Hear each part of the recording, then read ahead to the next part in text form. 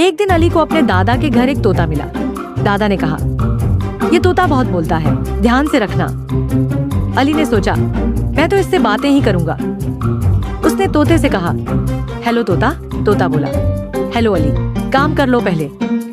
अली हंस पड़ा, तुम्हें कैसे पता मैं होमवर्क नहीं किया?